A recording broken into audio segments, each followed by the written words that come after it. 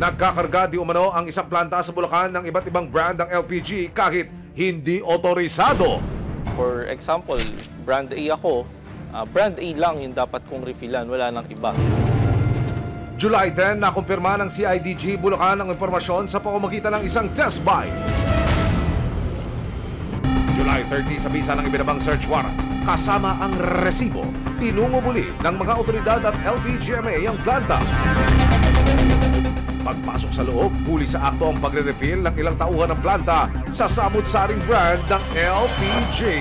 Pero ang may-ari, todo tanggi. Ngayon wala po kaming kinakarga. Wala pa po sa amin. Automatic po itong hindi ko naman po alam na yan, nandun po ako. Yung pong tao ko, bago lang po yan. Hindi, dapat sinabihan niyo po ang mga tao niyo po. Hindi nga po talaga. Kung po sa kanila. Ganito po, nandito na po tayo. Wala po kami po. Implement na namin pa. Pakireceive mo na po. Sa korte niyo na po sabihin yan. Wala po. Pinabawal ko po yan. Napakahigpit po kami sa likas. Pinagbabawal mo tayo, dapat di ka po nagpapasok. At sa paglapit ng mga kawani ng LPGMA, napansin agad nila na luma at phase out na ang karamihan sa mga tangking ito. Reject na yan. Wala na yan. Kasi kalawang na. Oo, corrugated na yan eh. Delikado makasabog sa bahay yan eh. Pinakadelikado yan, corrugated, gagawin mo ganyan. Parang magiging bago pero luma yung tangke. Pag sumabog yan, sino mo pagbintangan yan? Yun ang masakit. Karawang taong bayan, di ba? Sa pakikipag-usap ng resibo sa may-ari ng planta, mariin niyang itinatanggi ang mga paratang laban sa kanya. Talaga yung amin lang tangke namin. Saka pinabawal namin yung mga brand na lahat na ibang brand hindi namin kinakargahan.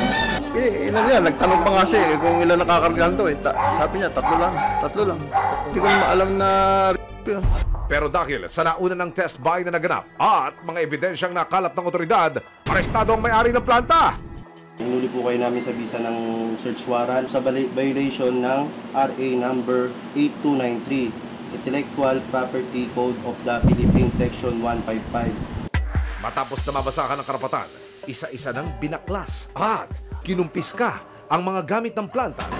Pagkatapos makarga ang mga gamit, dinala na ang mga ito kasama ang may-ari sa custodial facility ng CIDG Bulacan PFU.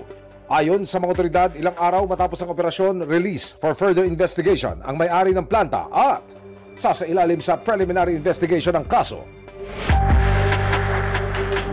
Sa pakikipag-usap ng resibo sa Liquefied Petroleum Gas Marketers Association, ipinakita rin nila ang ilan sa mga dapat tandaan bago bumili at gumamit ng LPG. Kung yung consumer ay ang titingnan lang is yung body lang ng ating cylinder, hindi na nila mapapansin na unsafe na pala yung kanilang cylinder na napunta sa kanila. Ito naman pong cylinder na to, kung makikita natin dito, i-base natin sa weld na dapat ay sa gitna lang, pero ito meron pa sa baba at sa ibabaw, and then meron sa baba, and then meron sa gitna. So repair na po itong tangki na to. Ito ay hindi na rin po pwedeng sabihin nating safe pa na gamitin. Ipinakita rin ng isa nilang safety officer ang ilang safety precautions.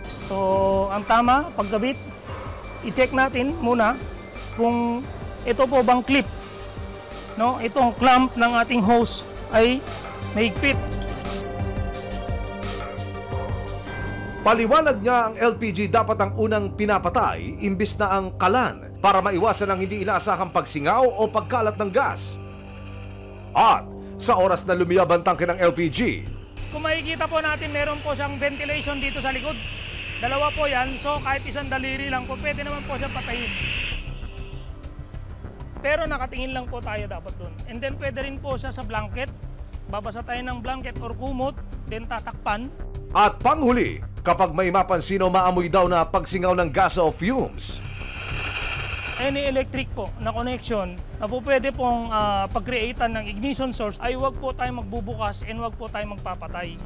Karamihan ng tahanan ay tangke ng LPG na ginagamit pang araw-araw. Kaya, paalala lamang, huwag tumangkilik ng kaduda-duda para hindi malagay sa kapahamakan.